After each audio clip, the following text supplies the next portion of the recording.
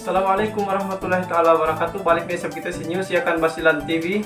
Positif si COVID-19 dua magilanda nakulata video melahat Basilan ko Sir Mujib Hataman Duk Siti Jalia Turabin Hataman Mayor dalam Isabela City.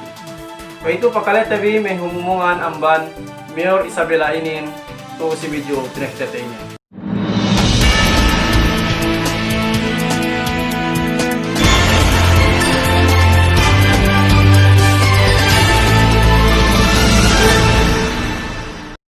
Assalamualaikum warahmatullahi ta'ala wabarakatuhu. Magandang araw, buenos dias. Ngayon po ay August 1, 2020 at medyo hindi magandang balita.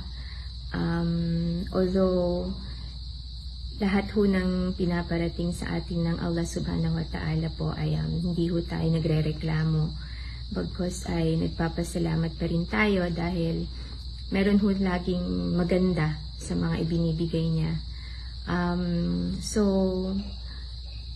last Thursday po, nagpaswab po kaming dalawa ni Mujib kasi nung Wednesday, we started coughing and nagkaroon kami ng slight fever, 38. Pinakamataas na hong fever namin was 38.1. So, Thursday, nagpaswab po kami. Kahapon ho, Friday late afternoon, lumabas po yung result. Mabilis po siya kasi we availed of the private na testing center. Meron na po sa Zamboanga City. So, may bayad po yun. Kaya hindi ho siya nakasabay dun sa maramihan na tinetest sa ibang hospital or testing center. So, kahapon ho ng late afternoon lumabas po yung result and pareho po kami ni Congressman Mujib Hataman na positive po ang naging resulta. So, swab po ito, hindi rapid. Yun. Ayan po si Kong. Opo, inshallah. So far, since yesterday, wala na po kaming ubo. Si Mujib pa konti-konti lang may phlegm. Ako po, wala na akong ubo. Medyo makati lang yung lalamunan. At alhamdulillah, wala na rin pong fever. Medyo may konting sakit ng ulo. Yun, medyo ako may konting hilo. Pero konting-konti lang po talaga. Yun, so magko-quarantine po kami. Inshallah, kung hindi naman ho kailangang i-hospitalize, kung inshallah, wala hong symptoms na kailangang i-treat sa hospital, dito lang po kami. We will continue to manage po and patakbuhin yung ating LGU from here. Lahat po ng mga kasama namin sa bahay, kasama ng mga anak namin, yung mga sumasama sa amin, si Mujib po yung lagi niyang kasama. Nasabihan na po, nag-contact tracing na po. They were all advised to isolate themselves. Ano pa ba? Nag-start na rin po tayong mag-swab. Ako naman po kasi hindi naman ako palagi sa City Hall, kaya pag-aaralan, uunahin po natin yung mga naging close contact ko. Isaswab po natin. Then from there, titingnan kung kailangan bang isara muna natin ang City Hall. Ano pa ba? If you're asking kung local transmission po ba ito, although before that, I'd like to inform everyone din na bago pa ho yung result namin, may isa pa hong nag-positive, si Isa 0038. Na-swab po siya kasi na-admit po siya sa isang private hospital dito sa atin. And meron hong lumabas na symptoms and I think nag-positive siya sa rapid.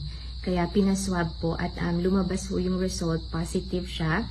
Taga-Diki po siya. So far, nagpo-contact tracing pa tayo. Kaya hindi ho natin masabi kung nagkaroon ba siya ng exposure. Kaya hindi pa ho namin dinideclare na local transmission. Sa amin naman po ni Mujib, I don't know kung anong number natin. Depende ho kasi sa numbering din ng province, sa sequence nila. So, yun ho. Ano nga yun? Ano nga yung sasabihin ko? Ayun, kung local transmission. Kami ho kasi ni Mujib, hindi rin namin masabi kung saan namin nakuha at hindi rin namin masabi na local transmission kasi parte ho ng trabaho namin ay tumanggap at makipag-meeting sa mga bisita galing po sa labas ng Isabela City. So, hindi po namin alam kasi nga pwedeng kahit asymptomatic, no, maging carrier. So, yun ho. So, for now, gagawin ho natin, no, at ginagawa na yung contact tracing. Siguro, paalala ho sa lahat na kung ako nga na sobrang nag-iingat, hindi lang talaga maiwasan na kailangang lumabas. Hindi ko alam, baka in those moments, no, na nagtanggal ako ng mask kasi kumain ako.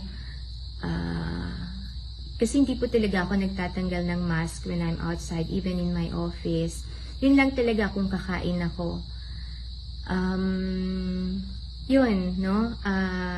Mag-ingat po tayo. Because number one, it's real talaga. Kaming dalawa ni Mujib, nung na-receive namin yung result, talagang sobrang nagulat kami. It can happen to anyone.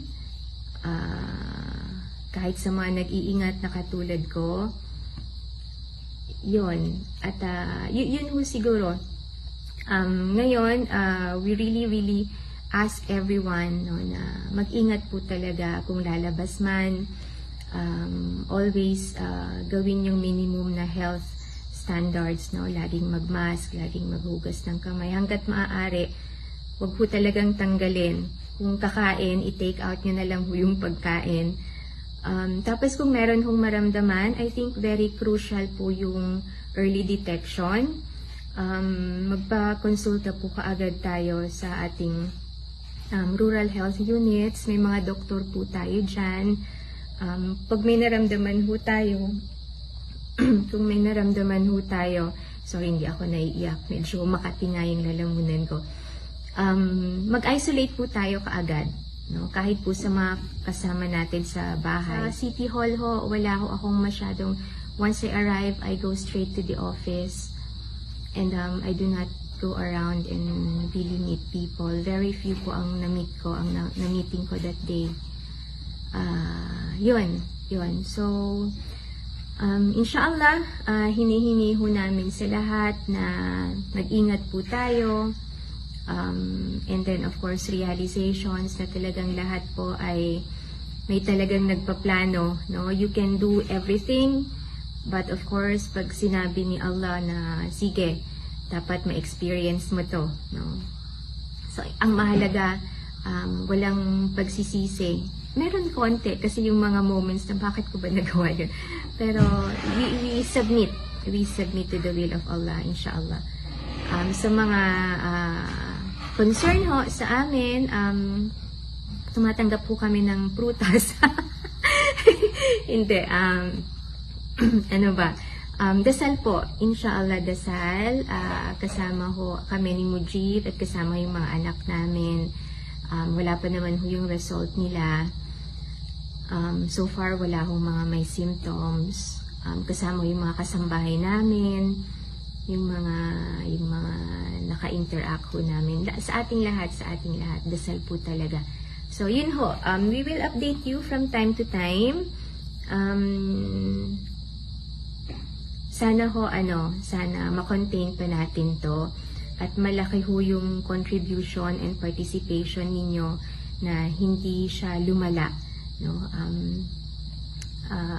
Please lang ho. Kung hindi kailangan, iwasan mo nang lumabas. Yun ho mga binibili from outside, isanitize po natin pagdating sa bahay.